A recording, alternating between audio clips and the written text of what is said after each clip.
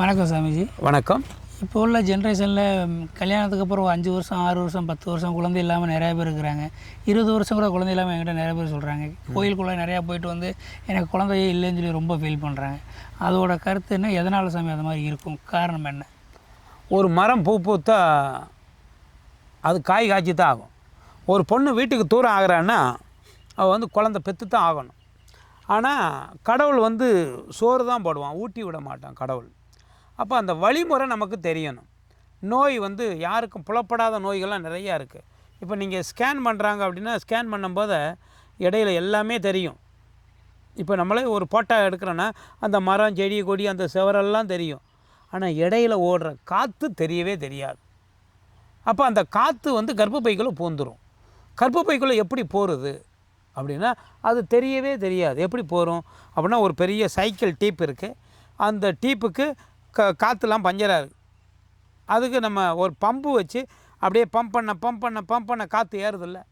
அதே போல் தான் கணவனும் மனைவியும் இல்லற வாழ்க்கை இருக்கும்போது கணவனுடைய உறுப்பு வெளியில் வந்து உள்ளே போகும்போது அது உள்ளே போக போக போக போக காற்றை தள்ளி ஃபுல்லாக கர்ப்பப்பை ஃபுல்லாக காற்று நிறைஞ்சிரும்.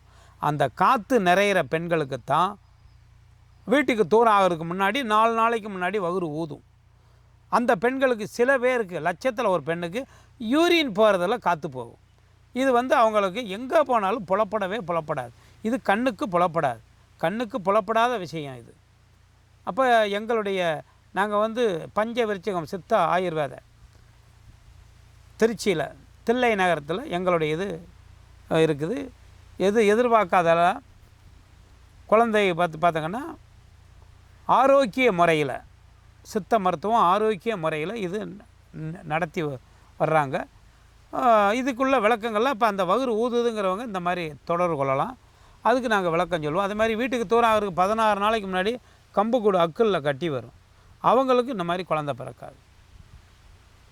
அதை மாதிரி வீட்டுக்கு தூரம் ஆகிற 16 நாளைக்கு முன்னே இந்த இடத்துல கட்டி வரும். 19 நாளைக்கு முன்னே அவங்களுக்கும் குழந்தை பிறக்காது. இந்த மாதிரி நிறைய விஷயங்கள் இருக்குது. யாருக்குமே புலப்படாத ரகசியங்கள் இது. வீட்டுக்கு தூரம் ஆகிறதுக்கு 15 நாளைக்கு முன்னே 10 நாளைக்கு முன்னே மாறு உயிர் போகிற மாதிரி வலிக்கும். அவங்களுக்கு குழந்தை பிறக்காது. அந்த மாறு வலி சரியாயிட்டால் குழந்தை தங்கிடும். அது இதெல்லாம் சிம்பிளான விஷயந்தான். அது போயிடும், மாறு வலி குணமாயிடும்.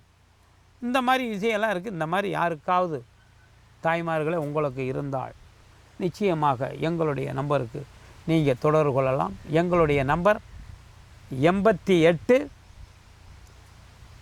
38 51 48 43. இந்த நம்பருக்கு தொடர்பு கொள்ளுங்கள். நிச்சயமாக உங்களுக்கு பார்த்தீங்கன்னா எதிர்பார்க்காத அளவுக்கு அந்த நோயிலிருந்து நீங்கள் விடுபடுவதற்கு உள்ள நல்ல ஒரு வாய்ப்பு. பார்த்துக்கோங்க. சொல்ல முடியாத எல்லாத்துக்கும் சொல்ல முடியாத தகவலை சொல்லியிருக்கீங்க. மிக்க நன்றி.